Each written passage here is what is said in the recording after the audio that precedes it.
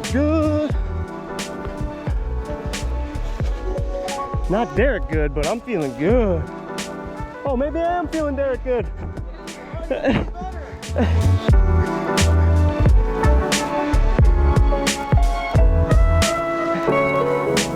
Woo! So first, easy question. How long you been riding? Easy question. My Onewheel was a present to myself on 4/20, April 20th, 2021. So just over a year now, or a year and a half, I would say. And how many miles have you put on? My XR, before I switched over to the GT, my XR had 2,200 miles on it. So I put 1,100 on the Vega, the stock Vega, which I honestly loved it. Didn't do any wrong to me. And then I got the Enduro, which is actually this exact tire here because I got the GTR conversion. So this is actually my XR wheel. Nice. So this wheel has the 2,200 miles on it, and then this tire has about 1,100 on it. So for a treaded off-road tire, this thing's got a lot of life in it. So you've been hitting it hard. Yeah, I mean, as hard as you can for what this thing can deliver. Do you want someone to throw that? Cut.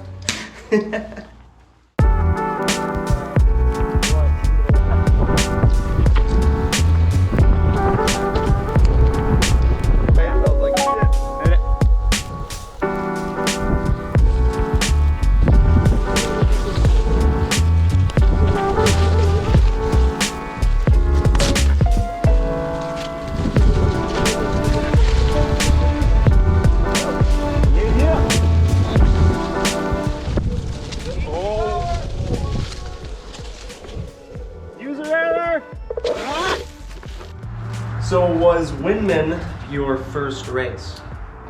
First actual staged race, yes. I've done some local events where there hasn't been more than like 10 racers. Okay.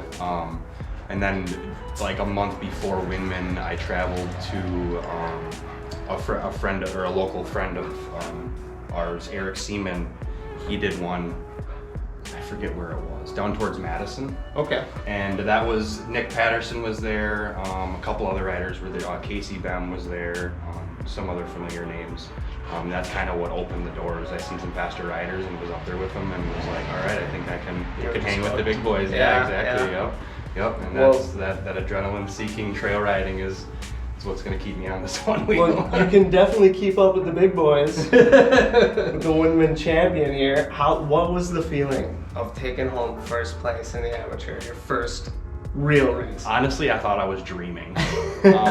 I knew it was real because I sat there and watched the TV the whole time and seen the standings and stuff. So it wasn't just like oh my God, I got first. You know, I knew I was in first the whole time. So it was kind of like I had some time to kind of grasp the whole concept of actually winning an event.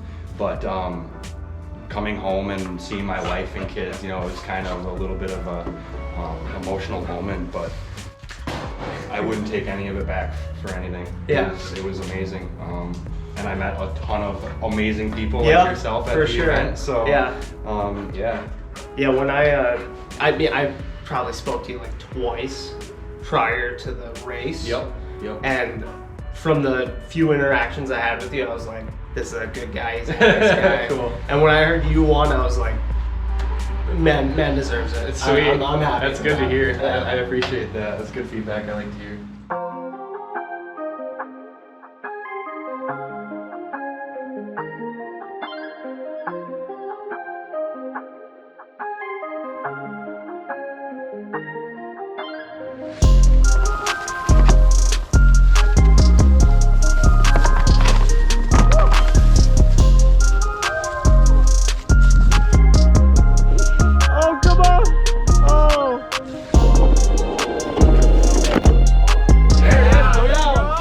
Oh shit! Well, you got up in here. You got up in nice one. I knew as soon as I saw the end, I was like, I'm a fucking bail. I fucking know it. Thanks. There it is.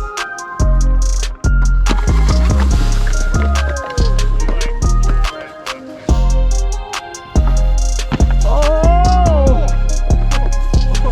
I had the best view of that one.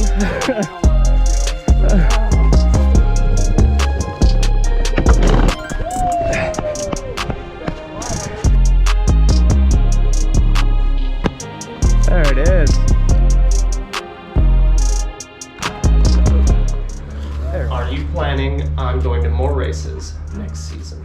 Absolutely. I've already asked. We got a Winman chat group. Obviously, you're part of that. But we got the Winman chat group, and I already said right after the event, I'm like, what's the schedule for next year? Yeah. And there's dirt surfers. There's Seek and Shred. Float Life Fest 6 will be next year. Wheel Scorcher. Wheel Scorcher. Winman 2. So yeah, it's going to be pretty much my bucket list for next year is to try to hit most of the ones where most of the professionals and stuff will go, where I can see my standings against the top dogs. Yeah. How are you feeling about moving up to pro level? Honestly, it's not the speed or any of the fastness on any of the single track or the technical areas. It's the features. Yeah, the features. Features, it's kind of a mind game for me. I know I'm capable of doing them. I just it's in a flash of a second when I'm coming up to them. I think of a lot of stuff that could go wrong, and I just need to get that out of my head. I just need to commit and know that the guy in front of me just did it. The board's capable of doing it. Just do it, and it's just do it. Just do it. What board setup did you use for the Winman race? Stock GT. Fully stock? Besides the Enduro. So I had this. Actually, this is the setup I had. I don't know how wide angle that lens is, but this is my setup I was rocking at Winman with the stock rails. You can probably see that. Yeah. So everyone knows what stock rails look like. Stock rails. This is it. Did you have the Ignite? I did. Foam on I there? did. So yeah, I did have the Ignite, the 4mm I rock front and back, and I feel like it actually prevents some of the false sensor readings. Dude, those were killing me on Winman. Yep, that cold temperature and just the new GT sensors just needs some work. They dulled it down too much. It needs some work. Did you have the fins on there? I did. So I always rock the Wedge Pros. I've ridden, a lot of my friends have flight fins, and I just don't like them. They're too intrusive into the foot pad area. You like a little more subtle? I like it subtle, and I like to be able to change my foot stance a lot. When I'm going through, I'm a goofy stance rider, so I find myself changing my stance going through different berms. Especially hairpin berms. I really change my foot stance so that I can rock the board without it falling out from underneath me. And to do that, you have to change your foot stance. Flight fins are they kind of predict where you stand, and these don't do that at all for me. I kind of lock my front heel in here, and I plant my foot kind of at an angle, and then my back foot I overhang like a ton, and I just wedge my toe and my big toe right up into this area. And it keeps it from rocking. You can really lock your feet into there, and it doesn't hang over. So if your foot comes off and you go to put your foot back down, it doesn't hit on top of the fin. And especially having a bigger foot, a lot of people have those extenders on them, and then it's even worse. All right. Send it.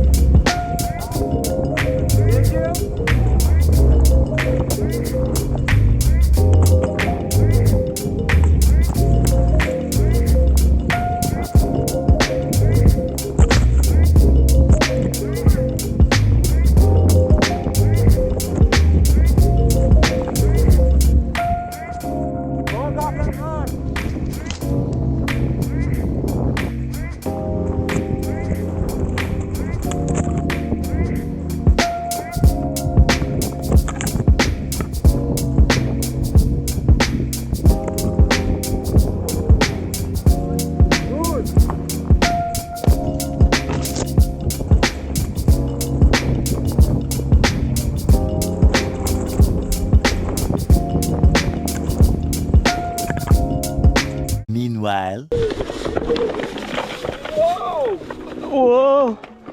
Oh! Oh! Shit. Go. I'm going! That is Chunk City, baby! He's gonna be on me so fast. He's gonna be on me so fast. Holy shit.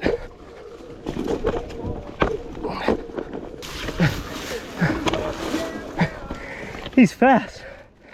Oh man. Wow. This is killing my legs. Holy dicks.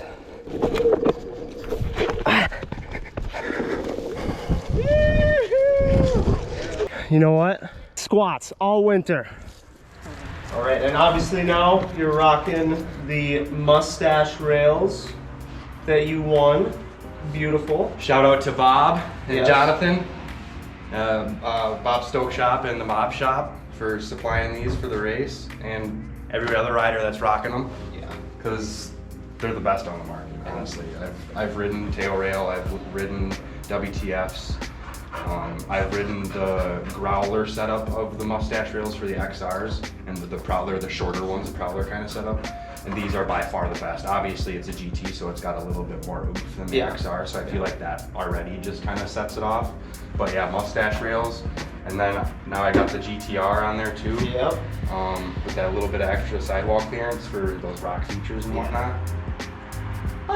Yeah, that's what I'm worried about with the GT and running like low PSI and doing features and just slamming on that rim. So obviously these are gonna help a ton, but even that, even with these, with the rock, it's gonna go. If you hit it hard enough. Yeah, exactly. So yeah, this Enduro has seen some it's a miles. slick Enduro. Wow. It's a slick Enduro now. Yeah. She is slick, like literally.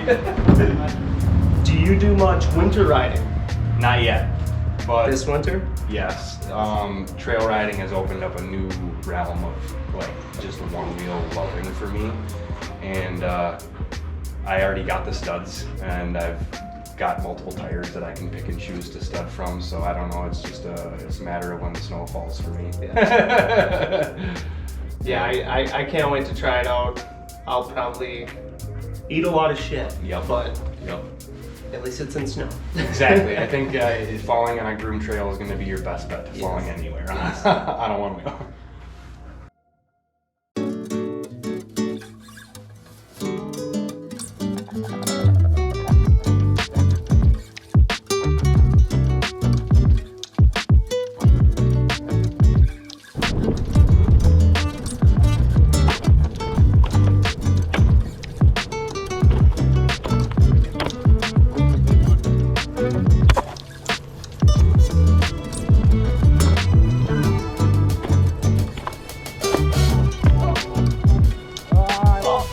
Right at the end.